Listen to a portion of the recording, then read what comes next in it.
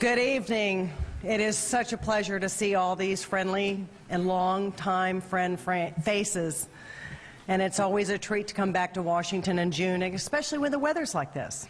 But anyway, good evening, Justice Stevens and his daughter Sue, Dr. Kissinger and Nancy, Vice President Cheney and Lynn, Uncle Dick, and friends. On behalf of Mother and our family, we welcome you to the 2009 Gerald R. Ford Foundation Dinner.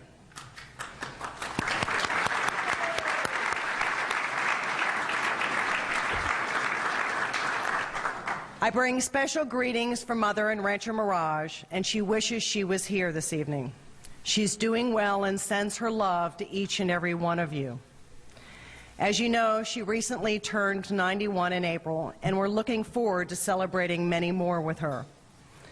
Mother was very honored and humbled by the recent PBS documentary about her, and we're delighted in a few moments to provide each of you with DVD copies of the documentary for you.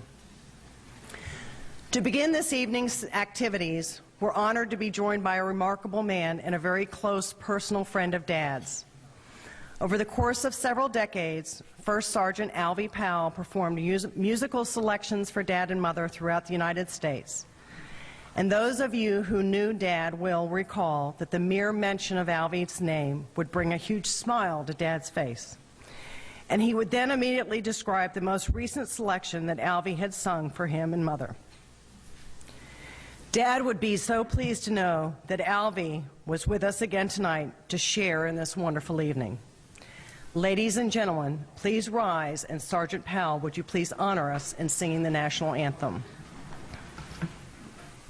Oh, say, can you see by the dawn's early light what so proudly we held at the twilight's last gleaming, whose broad stripes and bright stars through the perilous fight o'er the ramparts we watched were so gallantly streaming, and the rockets' red glare, the bombs bursting in air, gave proof through the night that our flag was still there.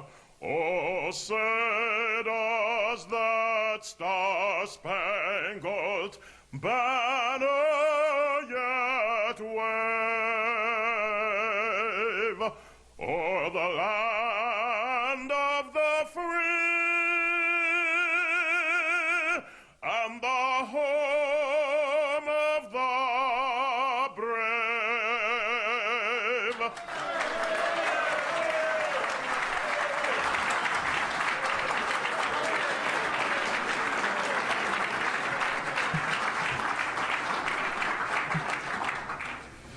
Thank you so much, Sergeant Powell. For over 30 years, your friends and colleagues from the Ford presidency and post-presidency have come together every year here in Washington. We reminisce, we tell stories, many of which seem to grow taller with time, and we pay tribute to Dad and his remarkable legacy. As Helen Thomas can attest, it's a 30-year Washingtonian tradition that is without equal, and it is a tradition that Mother and our family intend to sustain here in Washington for many, many years to come. Dad often remarked privately to us at how proud he was of the men and women who served in his cabinet and on his White House staff. In fact, he viewed you as perhaps his greatest legacy. And would those of you who served in Dad's cabinet or in his White House staff please stand?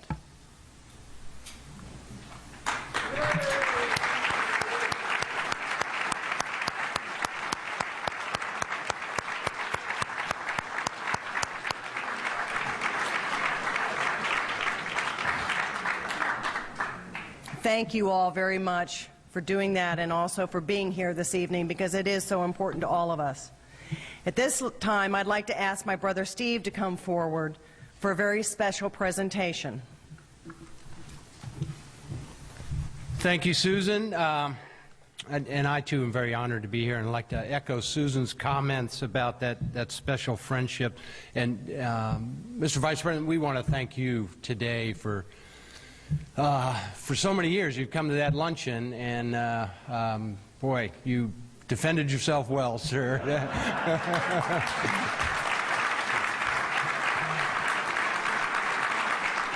We were right there with you. We were right there with you. And everyone who served in Dad's administration, I know everybody looks back on those years with great pride, and particularly as the achievements of Dad's presidency becomes clearer and more recognized with the benefit of historical perspective. And so many things are turning around, and the credit Dad is getting today. It's just wonderful, and it's very much due to the hard work of so many of the staff and people that are in this room right here. So, again, the Ford family thanks you so much for that. And just as Dad was so proud of the loyalty and extraordinary service of his White House staff and cabinet, he was equally grateful to call each of you a friend. And that special friendship, those qualities that you exhibited and that are being carried on by the foundation and the trustees, were a constant source of gratification to Dad. And there is no one that personifies those qualities and friendship more beautifully than tonight's honored guest, Dr. Henry Kissinger. Susan and I, we've got the pleasure tonight of presenting not one, but two gifts this evening to Dr. Kissinger. The first is a Waterford crystal replica of the United States Capitol. The inscription is from Mom, and she expresses the feelings of, I'm sure, everyone in this room. It reads, and I quote, "To Dr. Henry Kissinger, with deepest appreciation for your extraordinary service to our nation and to the Gerald R. Ford Presidential Foundation, and with gratitude for your special friendship with the Ford family." It is dated June 1st, 2009, and signed Betty Ford, Honorary Chairperson, Gerald R. Ford Presidential Foundation. Now, the second gift, second gift is a very personal gift that Mom selected a couple weeks ago. And as many of you will remember, if you've been in Dad's office, he had this wonderful set of books, and right next to his chair he kept his favorite books, and between those books were kept between two Waterford crystal bookends. And as a memento to the special place that you, Dr. Kissinger, and Nancy hold with Mom and the rest of the family, the whole Ford family, Mother has asked us to give you, in a few moments, those bookends that Dad had on his personal desk. But before we give you these gifts, Mother also wanted Susan and me to express how proud Dad was of you, Dr. Kissinger. And Susan and I struggled. We talked about what words we were going to use to sort of thank you tonight, and we really couldn't come up with anything that was adequate. So in the end, as so often the case in these situations, Susan and I realized that the best words were the words that Dad himself had said. So we prepared a tribute to Dr. Kissinger, and the words and the voice you're going to hear right now are Dad's. The respect and pride of those words are shared by all of us, Dr. Kissinger.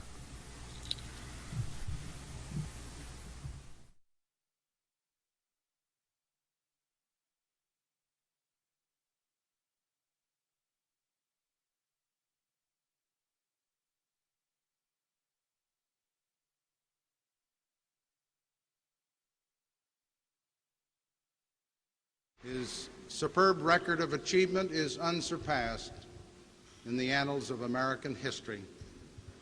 But let me mention just a few examples: the agreement that brought our men home from Vietnam, the historic beginning of our relationship with the People's Republic of China, the foundation and the first building blocks of the strategic arms limitation, the turning point in the modern history of the Middle East, and the first steps toward peace. The breakthrough towards peaceful settlement in southern Africa, the closest friendship among the North Atlantic allies in a generation, the linking of Japan, our permanent friend, into the community of the industrial democracies, the new dialogue with Latin America, the 7th special session of the UN General Assembly, a milestone in world economic history.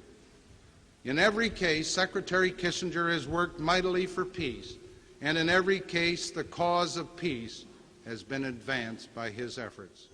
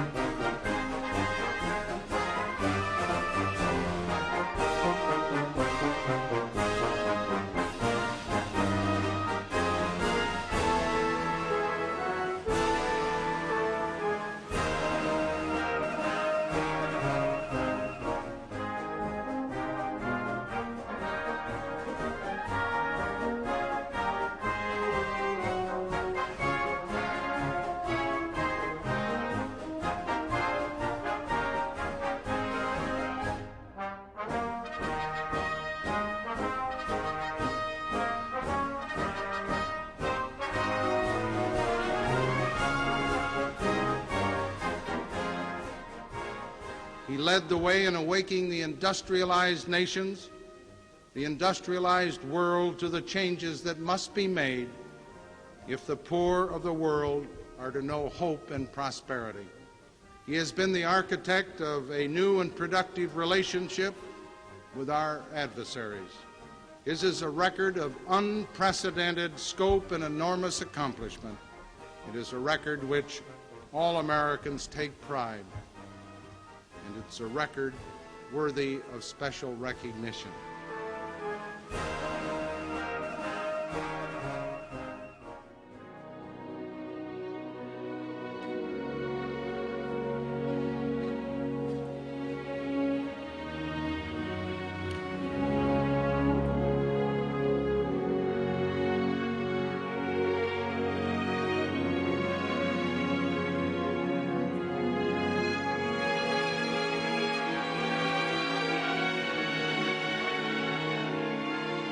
Secretary Kissinger, who we're honoring tonight, we've been impressed by our association with him on a personal basis, impressed by his intellect and his insight, and thankful for his mighty efforts for the cause of peace for mankind on a worldwide basis.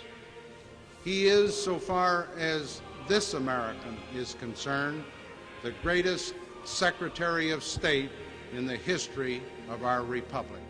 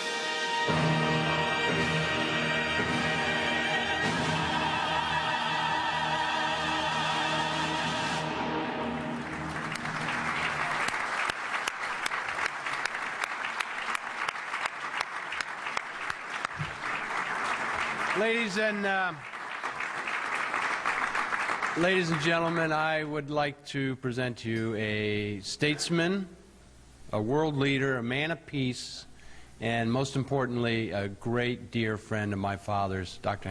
Henry Kissinger.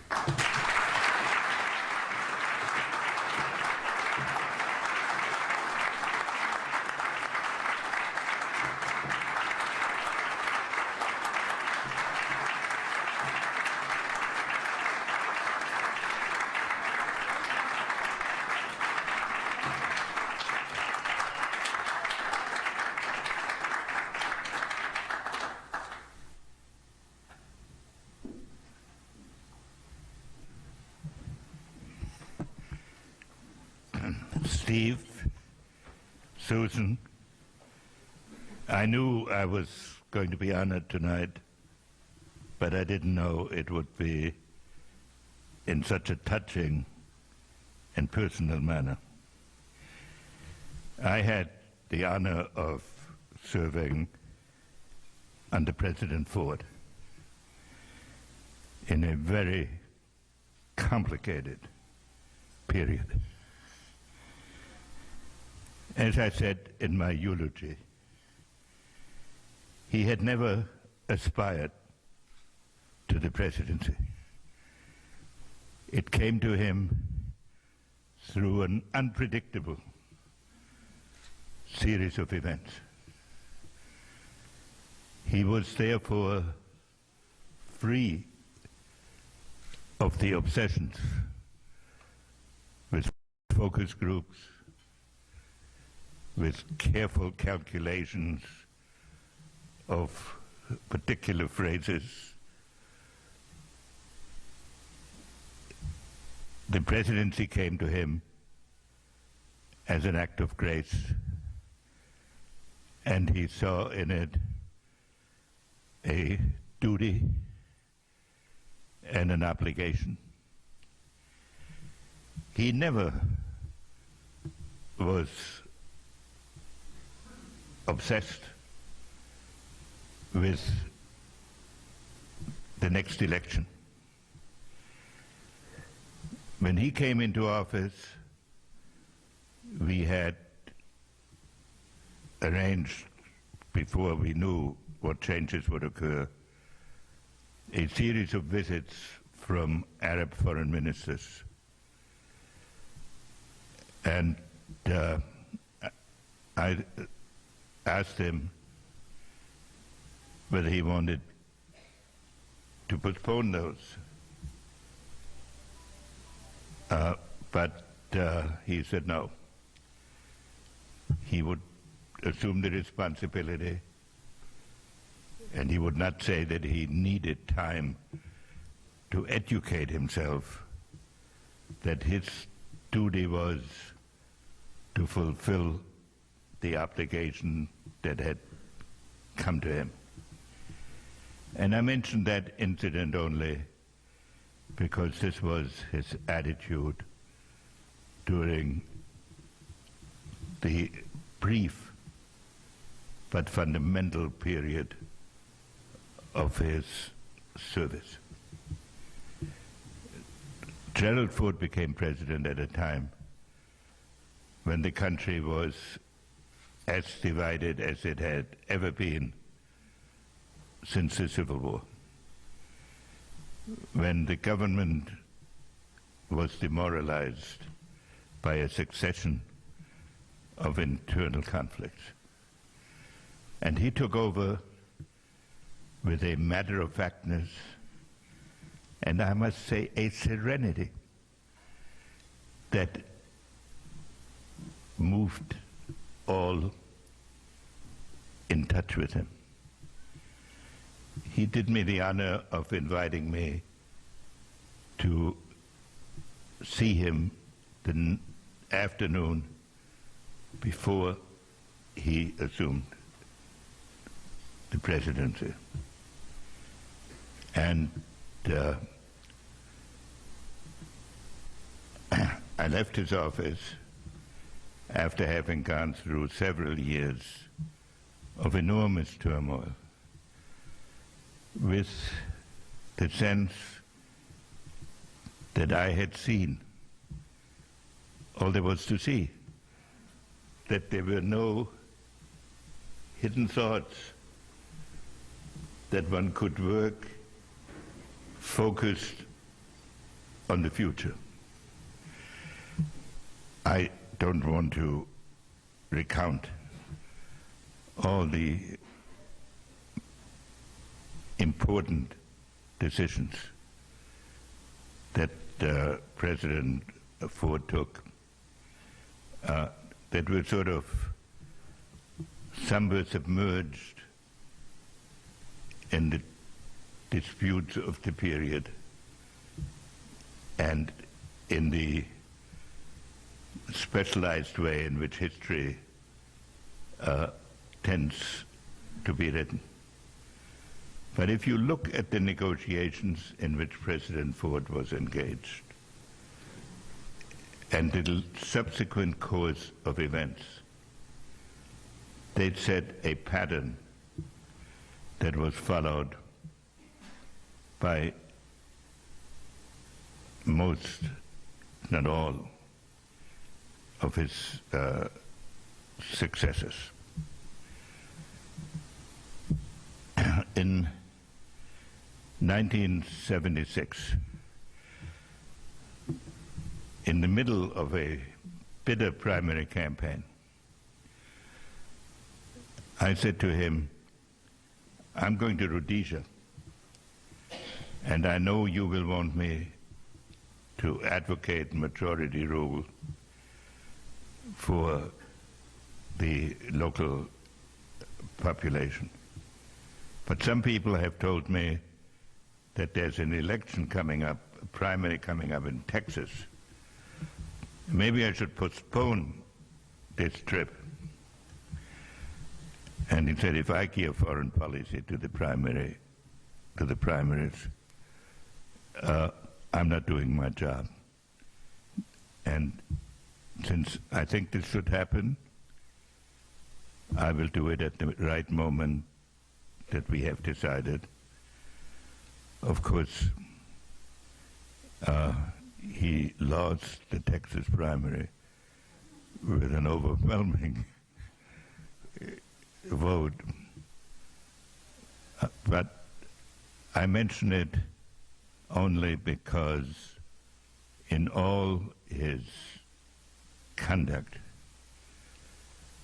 he had only one motivating force: his sense of duty, and in a particular way, his sense of gratitude that he was permitted to serve this country. Now, I have to point out also that it was a joy to be around the President and Betty. They were at peace with themselves, and they were at peace with the world. They radiated to all of us a sense of goodwill, faith in our country, without imposing their own convictions on others, so that we all come together after 30 plus years, every year, to celebrate that magic moment we all had together.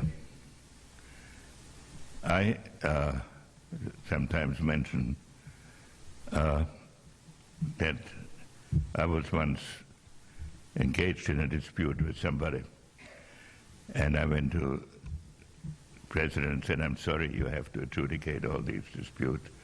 He said, his dispute isn't with you, it's with me. He thinks I'm a dummy, and he thinks that he can manipulate me. I'll take care of it. I mention this only because only a man strong in himself could talk that way about himself. When he visited China in 1975, there were two events with Mao that may be of some interest to you. At one point in the conversation, Ford said to Mao, "I always say people can disagree with each other without being disagreeable." Of course, by the time that got translated into Chinese, it didn't make. So Mao said, "Why would you always say that?" Which was both a linguistic and a substantive issue. And during the conversation also, Mao said,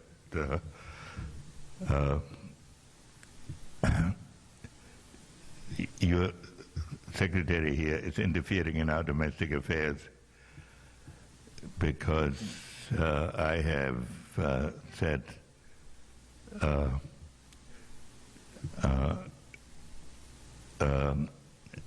to him, God had sent me an invitation and he told me to disregard it. So Ford said that's probably because he thought the combination of God and Mao in one place would be too overwhelming. So I could tell many stories about President Ford, but all of us who worked with him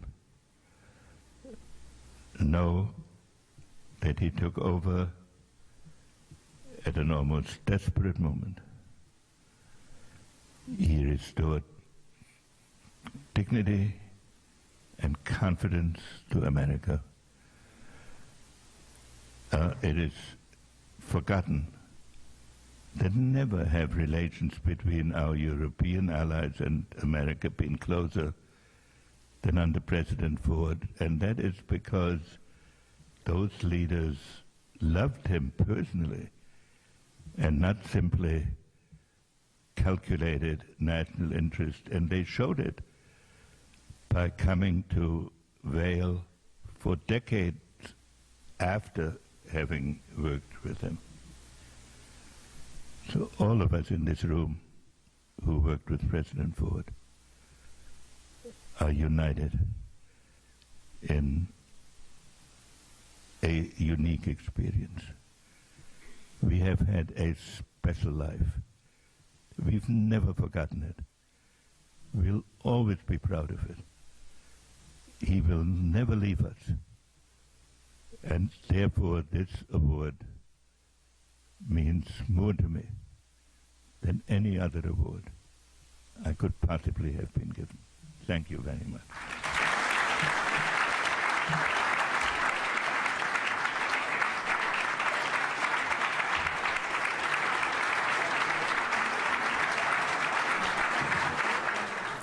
We are also pleased to have several other special guests with us tonight.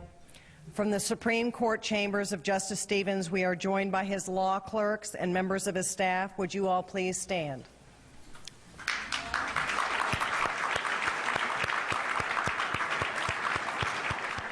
In addition, we are joined by Randy Baumgardner, manager of the Blair House, and Sharon Fawcett, director of the Presidential Libraries of the National Archives. Randy and Sharon, would you please stand?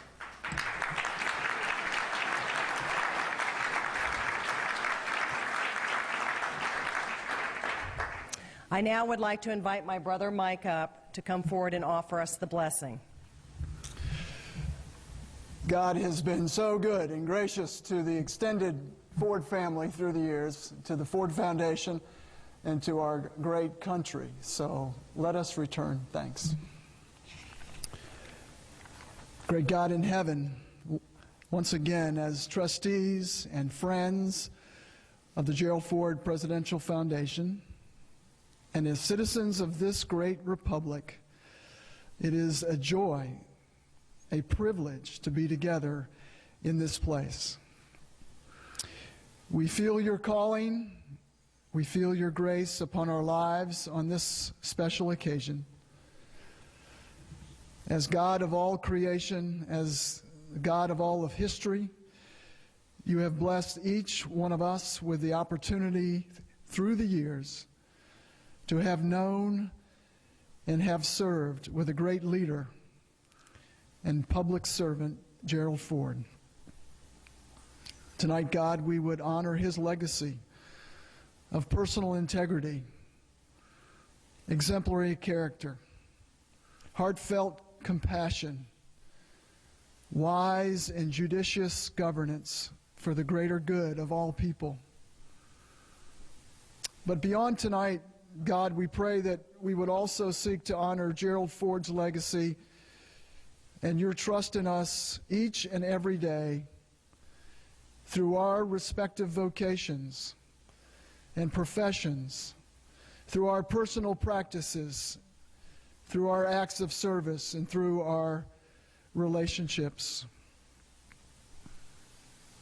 Gracious God, we would remember Bill Seidman as your faithful servant, as our colleague, our mentor, and dear friend. We pray for the Seidman family that they would know your gracious comfort and peace in their loss. We also pray, Father, for all of the men and women in uniform who are courageously serving our country, both here at home and overseas. In particular, we pray for General Guy Swan, who is serving in Iraq. Please keep these brave men and women in the armed services safe and in your divine care.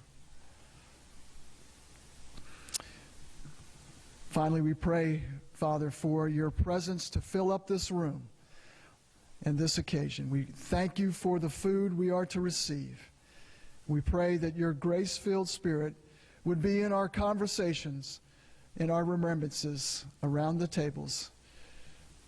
Thank you for each and every person who's here and who have blessed the Ford family and the foundation in so many ways.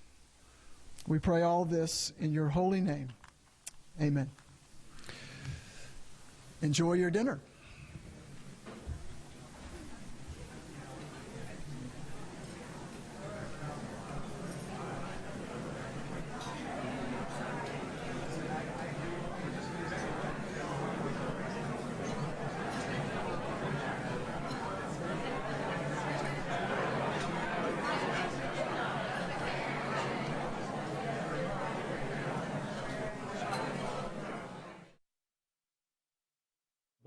Before I begin tonight's very special medal ceremony, I want to recognize the other members of my family, many of which you already know and are familiar with. But I do want to start with my dad's brother, Dick Ford, who is over here.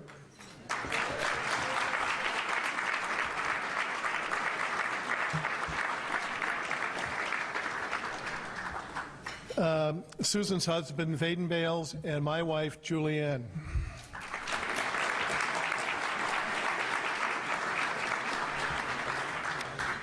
I'd also like, for those of you who haven't had a chance to meet him, is our executive director, Joe Calavusaro, who has already made remarkable contributions, to the foundation. Joe, would you please stand, please? Excuse me. Evenings as remarkable as this, just simply don't happen, as we all well know. They're the results of weeks and weeks of meticulous preparation, and tonight is no exception. We're grateful to Barb Owens, Bob Bedecker, and our distinguished chairman, Marty Allen.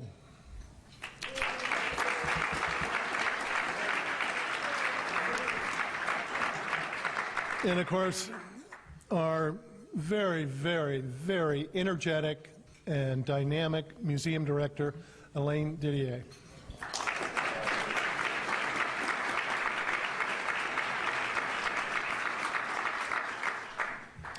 This evening, of course, like all, has been magnificent, and we thank you all for a very well done job.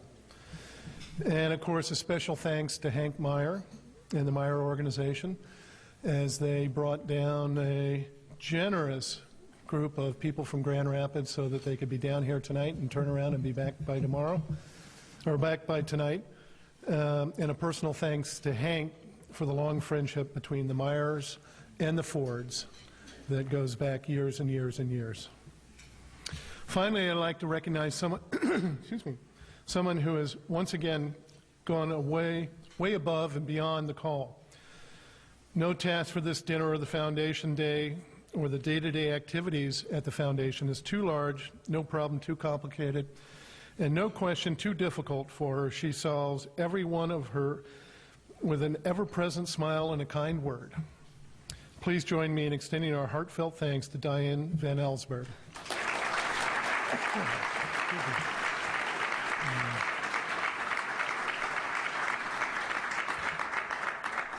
And while it's always exciting to give this award to a new recipient, I'd like to take a minute and recognize the 3 prior recipients of the Gerald R. Ford Medal of Public Service: Alan Greenspan, Dick Cheney, and Carla Hills.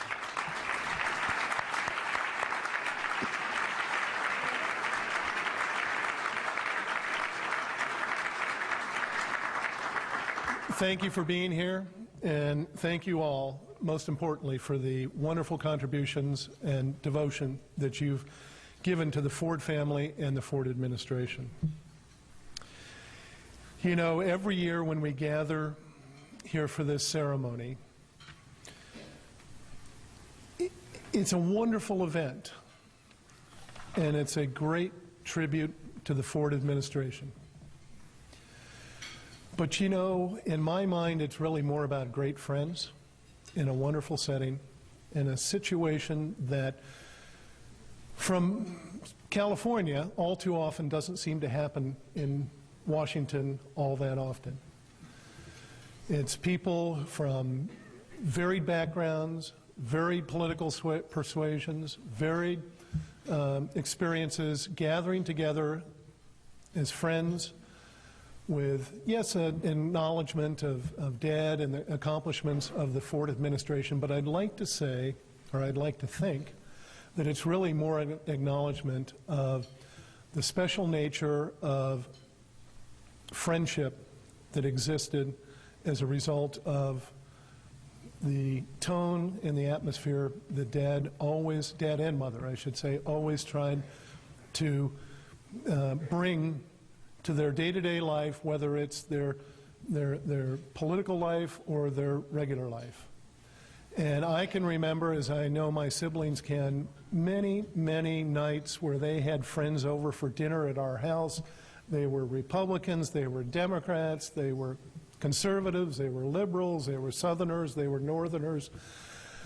And the one thing that really was special about it is they respected each other, and they were very, very good friends.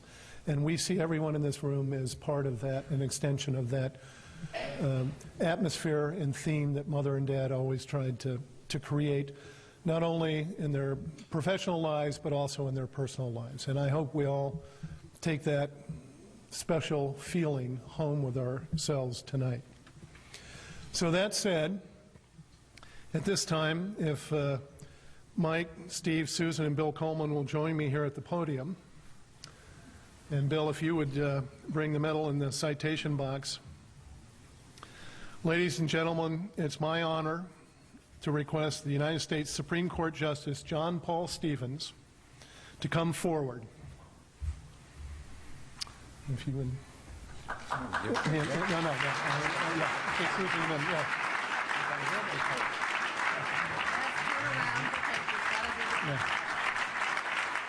And then, Bill, if you would read the citation.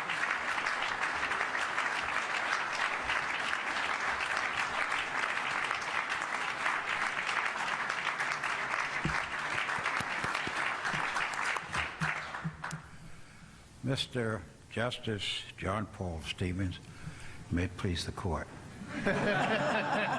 John Paul Stevens' career of distinguished service spans nearly 70 years. He graduated from that great University of Chicago in 1941 with an BA degree and also a member of Phi Beta Kappa. He, being a great American, had the realization that he had a duty to join the U.S. Armed Forces. So shortly before December the 7th, 1941, he joined the Navy.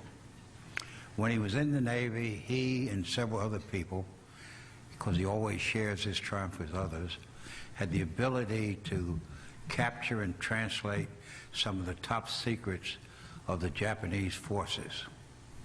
And that led to a great result.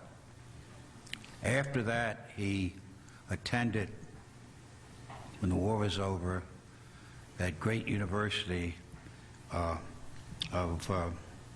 Northwestern, right?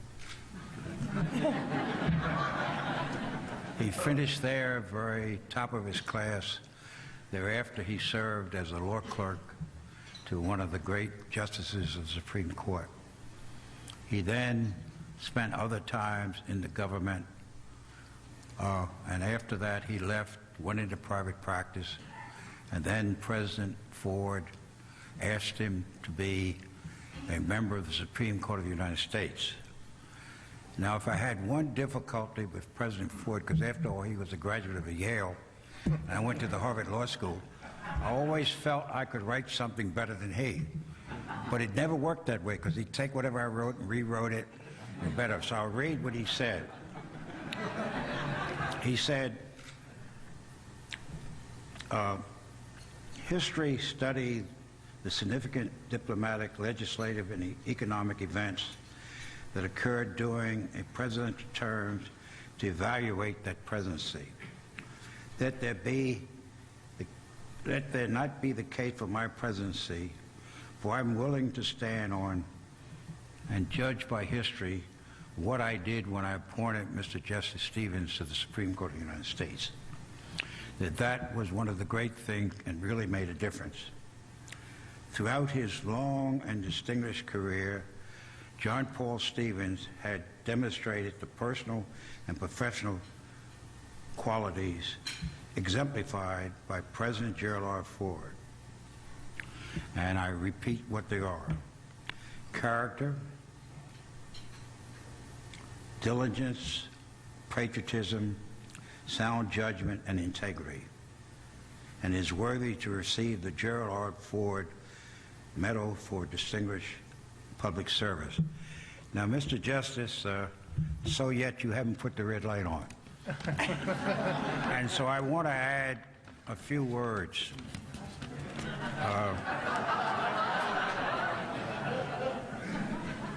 I have every confidence that Mr. Justice Felix Frankfurter, Mr. Justice Thurgood Marshall, Bill Hastie, Charlie Houston, and my dear friend Elliot Richardson, and many others would agree what I say.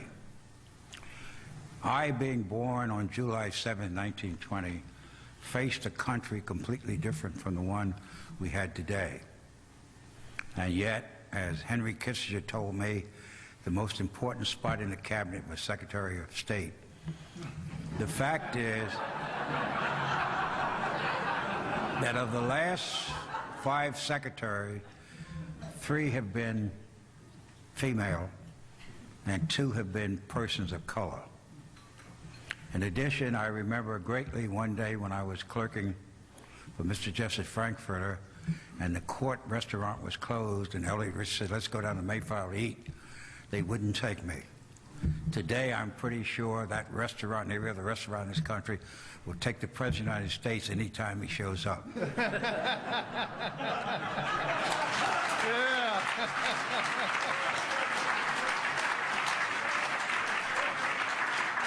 And so what I want to stress is that under the leadership of President Ford and people in this room, and under the leadership of Mr. Justice Stevens, I now know that my grandchildren will fail or succeed based upon their ability rather than anything else. Mr.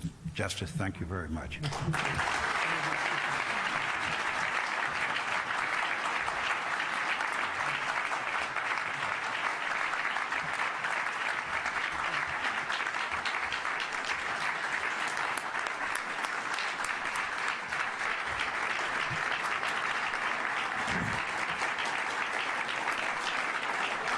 Thank you very much.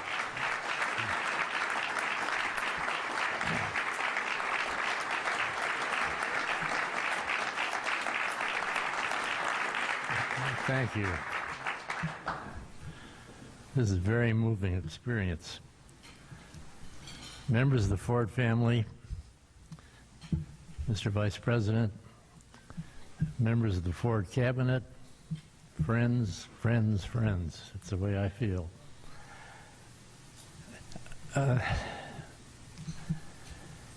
I think I should start out by doing what one might do if he's cross-examining me and explain why I'm not going to be entirely credible tonight.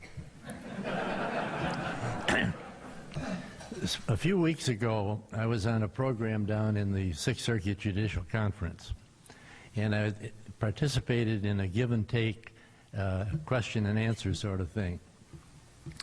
And someone in the audience asked me if I had been present when Babe Ruth called his shot in Wrigley Field years ago. And I'm one of the, you know, there are millions of people who claim to have been there, but I really was. And I explained to the audience that the colloquy between Guy Bush, who was on the Cubs pitching staff, and Babe Ruth before he called his shot, and my memory of it. And I said after it happened, Bush pointed his bat toward the scoreboard and hit the ball over the scoreboard and out of the park. Well, after the event, a gentleman in the audience came up and said he didn't want to embarrass the speaker in front of the whole audience, but he had ticket stubs that his grandfather or uncle, I don't know exactly what it was, had saved from that game, and he'd been sitting in the bleachers. And he said the ball landed about 3 rows behind my grandfather. And he had the proof to show so that you're quite wrong when you think it went over the scoreboard. And I confess that, well, that detail I might not remember it accurately.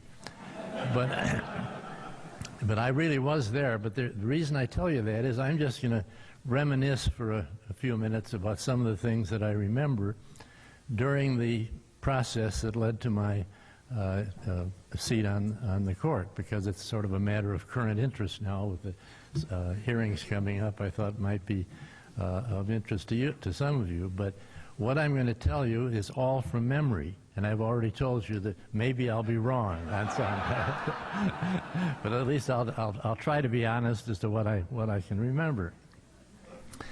Now, the first incident that I learned about in a replacement on the court was shortly after Justice Rutledge, for whom I served as a law clerk in 1947 and 48. A year later, he died. He died in his 50s. And I came down to Washington to attend the services. And I remember after the services, I came out onto the street, and there was the newspapers being sold with the headlines, "Minton replaces Rutledge." And I thought, my goodness, that's an awfully prompt action by the president, and I thought it was just a little bit disrespectful. To tell you the truth, it seemed to me that you ought to wait a few days before you announced his replacement. Well, years later, I was talking to Tom Clark, who had been Attorney General under the Truman administration at the time of that appointment. And he told me how it occurred. And it's, again, I can't vouch for the accuracy, but the timing seems to make it accurate. He said that Sherman Minton, who replaced Rutledge, had read about his death in Indiana. Sherman was on the Court of Appeals for the Seventh Circuit at that time. He'd read about his death, and he decided that he wanted that job. So he went out, got a ticket on a train to Washington, came to Washington the next morning, went up to the gate at the White House, and said, "I want to see the president." And they asked him who he was, and he identified himself, and the president invited him in. He went in, and he told, this is according to Tom Clark, he told President Truman, "I want that job." And Truman appointed him. And that was a decisive, prompt action. Yeah. Now, President Ford was also decisive and prompt, but not quite that prompt. And when the period between Justice Douglas' resignation and his appointment of me was about, I don't know, it lasted about a couple of weeks. And in that interim, he held a dinner, a black-tie dinner at the White House for members of the judiciary. And the young lady who made the arrangements for that dinner is in the room tonight.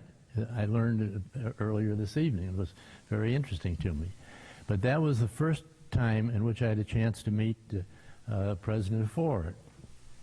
I remember it very well, and this I really am confident about, because he had a reputation in the press and in uninformed circles of having played too much football and maybe bumping his head getting off and on airplanes and stuff of that kind. And I won't say I believed all of that nonsense, but it does influence your thinking a little bit before you have the privilege of meeting the person that's actually there.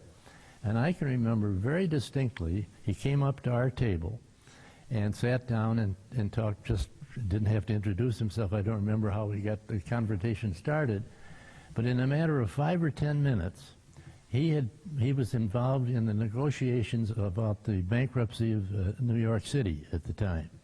And I remember his discussion of those negotiations. In 30 seconds, I knew I was talking to a very savvy lawyer. He knew what was going on. He explained it in simple terms that were perfectly clear, and obviously had good sound judgment about the people he was negotiating with. And I had a very, very memorable experience about meeting a very good lawyer. And the second thing I realized was I liked the guy.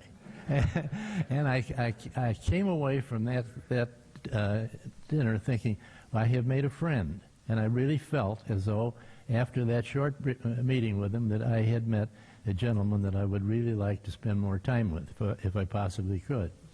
And so that was the only time I met him before the appointment. And then I think I told you last year, so I won't repeat it, but he called my office on the Friday after Thanksgiving and asked me to take the job. I had the conversation with him about my friend Phil Tone was being considered at the same time, and asked him if I could tell Phil, and he'd asked me not to, and then later in the day he called me back and said, go ahead and tell him. It was a really very, very nice thing. But after the appointment, after our telephone conversation, he sent my name up to the Hill, and then things really started moving pretty fast. They were already moving fast. But the first thing that they asked me to do was to come down to Washington and make visits to the different members of the Judiciary Committee. In fact, as many members of the Senate as I could meet. And I remember I came down. I think I stayed at the well, anyway, it was either the Mayflower or the hotel in that area. And I was going to be picked up in the morning by a limousine to take me over to the Senate office building and start making calls. But when after breakfast, I'd gone back to my room and got ready to be picked up. I got in the elevator, and there was a bellboy in the elevator who was obviously very excited. And he said, you know, the new Supreme Court Justice is staying in the hotel. And I said, how do you know? He said, I saw him myself. He was eating breakfast this morning downstairs. And I said, well, I know that anyway. He said, how do you know? I said, it's me. So that was my first entrance into the process of getting acquainted with the senators. So then I was taken over to the Senate office building, And in the first visit I had, either one of the first, during the visits, I learned that this was a new custom of having Supreme Court nominees go around and meet members of the Senate before the actual hearings took place. And they explained to me that the reason it was done was that before Harry Blackmun was appointed, Clement Haynesworth had been nominated from the Fourth Circuit. And he was unfairly suggested he sat on a couple of cases in which it's a kind of a long, involved story, but there were incorrect suggestions that he should not have sat on a couple of cases. And he was not confirmed. And the senators with whom I met told me that the reason they didn't vote against him, they voted against him, was that he had a speech defect, which they didn't realize. And he had trouble speaking, just as I am right now. And they thought he was not being forthright in his testimony because of this incorrect impression that he was being evasive. And so after he'd been turned down, several of them met him and realized that they had formed an inaccurate impression of his candor based on his difficulty speaking. And so they decided they should have a chance to meet the new nominee in advance of the hearings so that wouldn't happen again. And so the purpose of the hearing, of the visits at that time, was very simple. It was just to have a slight social interchange so that you'd know they'd have a chance to have some impression about the nominee, but it was not involved any questioning about whether they're qualified or anything like that. And so I met, it turned out to be a very pleasant day. I met some pretty important people, and I was very much impressed. And one of them that I remember meeting was Barry Goldwater.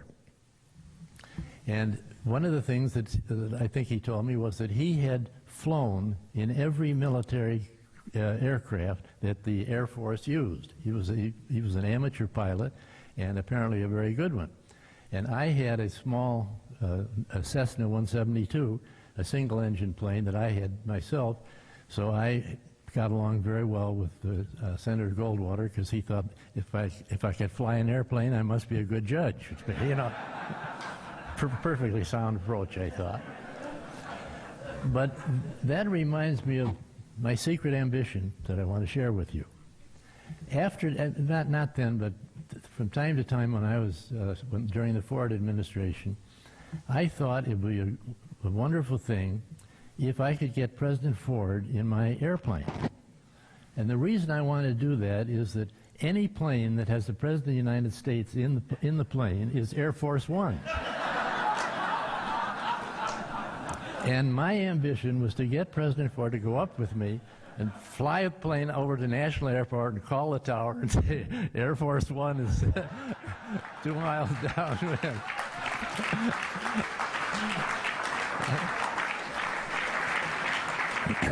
But I never had the nerve to ask him.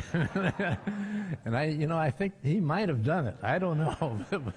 but I've often thought about that as really was my secret ambition, but I just have to confess that it never worked out. But then after in those visits, though, I did have one interesting visit with Strom Thurmond. And I should explain that at the time of my consideration, the big issue that was unresolved was the constitutionality of the death penalty. A couple of years earlier, the court had held the death penalty unconstitutional, and there was speculation about where I might vote in the future on that issue. And I had made all sorts of plans on how I would not answer any of those questions because I thought I really didn't know. I'd never had a death case in my work, and I had experience. I won't go into great detail in which I had thought before an argument that I was definitely going to size up a case one way, and it turned out I voted the other way afterwards, and I was prepared to answer some of the questions by explaining how I changed my mind after hearing briefs and arguments, so I thought I should stay away from it. So I really wasn't prepared to answer a question. Well, anyway, Senator Thurman had his staff. I think he must have many people on his staff as they're in this room right now, if I remember correct. They were all lined up, and I went down, shook hands with every one of them, and he had some pictures taken and so forth. But then after that, he asked me, he said, Judge Stevens, I'd like to talk to you in my office. And I thought to myself, oh, he wants to talk about the death penalty. So we went back into his office, and he sat down, and he said, Judge Stevens, I want to talk to you about the death penalty. I'm not going to ask you how you feel about it, because that would be very improper. But I want to tell you how I feel about it. And so he did, which I thought was a perfectly proper thing to do. But it was interesting to me how conscious he was of what he thought would be the proprieties, and we should stay away from substance on matters that were coming before the court. And then then the next chapter in the progress was the hearings themselves, and they took place again quite promptly. And there are two or three things I still stand out in my memory of the hearings. The first, I thought over and over again, it's like being a defendant in an antitrust case being subjected to discovery. You get so many requests for detailed information about every case you sat on and so forth and so on. And I had to get a good deal of help from my law partner, Ed Rothschild, who helped me during the hearings, and from the staff of the Seventh Circuit, which I was still on at the time. So it was very burdensome. But one of the major issues that they were immediately interested in was my health, because I had a bypass about a year before, and they got all sorts of medical records, and that was the sort of the central issue at the start of course, when the questioning came on, there were lots of other issues that came out, such as the Equal Rights Amendment, and which was then an issue of some importance. And I remember being asked by more than one of the senators whether I was in favor of the Equal Rights Amendment. And I said I really didn't think it would make an awful lot of difference, because the Equal Protection Clause would take care of these questions anyway. And that didn't make me an awful lot of friends with some of the senators, because I was being vigorously opposed by the National Organization for Women. I think they very wisely wanted to have Carla Hills nominated instead of me. It probably would have been better. We all would have been better off if that had happened, I think. But one of the other things I remember particularly about the hearings was that even though Roe against Wade had been decided about 2 or 3 years before those hearings, nobody asked a single question about that issue. At that time, it had not become an issue of significance. And I mention that because during Clarence Thomas's hearings, I don't know if some of you may remember, that he was asked if when he was in law school, which was about the same time, if it wasn't a subject that they regularly discussed in bull sessions in the Yale. And he said, no, it wasn't something we talked about.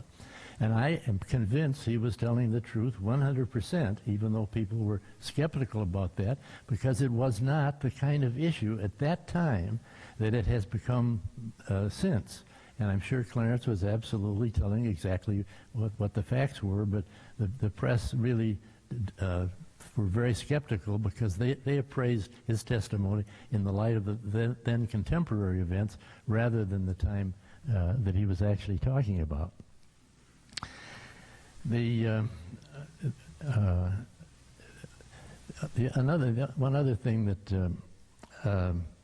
might be of interest was that the subject of judicial compensation came up, and I also had a colloquy with Senator Byrd, who basically thought we were being overpaid.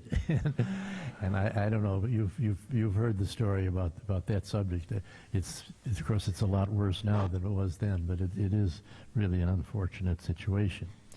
But at the end of the hearing, I left out one detail that I wanted to mention. At the outset of the hearings, it took maybe 5 or 10 minutes. Attorney General Levy and Senator Percy and Senator Stevenson, all three of them made brief statements supporting my nomination. And then the senators started questioning. So it took about 10 or 15 minutes before the questioning started. And I was interested to note, when I was watching David Souter's hearings, The morning was taken up with speeches by the senators about how important the hearings are.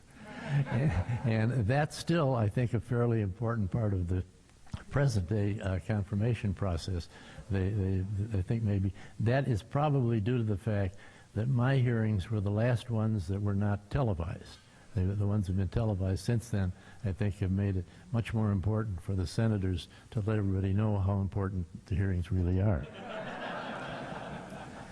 And then the last thing that happened after the hearings, I should explain that when I went to make the calls on the senators and at the hearings themselves, the White House supplied us with a limousine that drove us over to the Capitol and back and forth.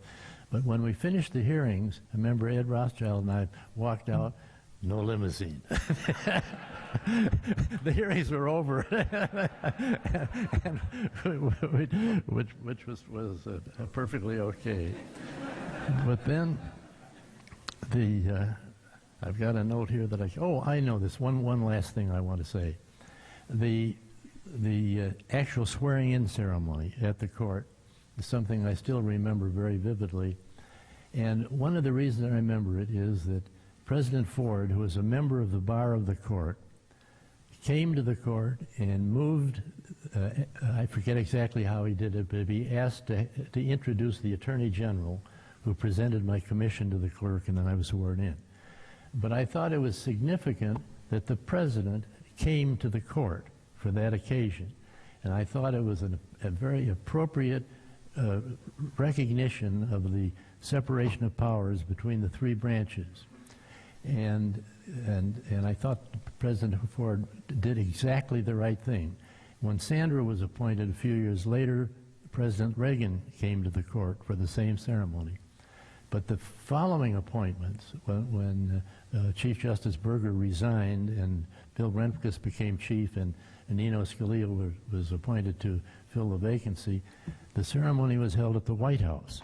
And the ceremony was there, and it was accompanied by a talk in which the President made it clear that he was appointing judges who followed the law and didn't make the law. And that has been the practice in the subsequent swearings in. They have been at the White House. And it's a small thing, but it's a symbolic thing, and I think that is a mistake. And I would hope that the future presidents would think through the practice and decide to follow the same practice that President Ford had followed in my particular occasion. I thank you very much for listening to me and for this really honor that is very, very moving to me and letting me remember some very fond memories of a great president. Thank you.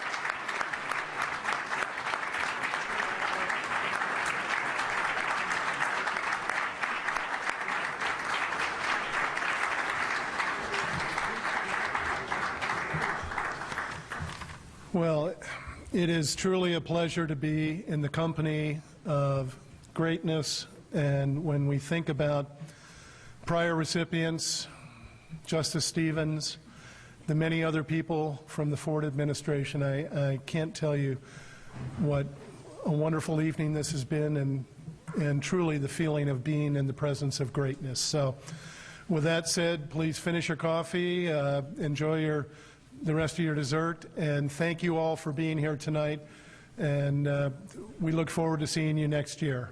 Thanks very much.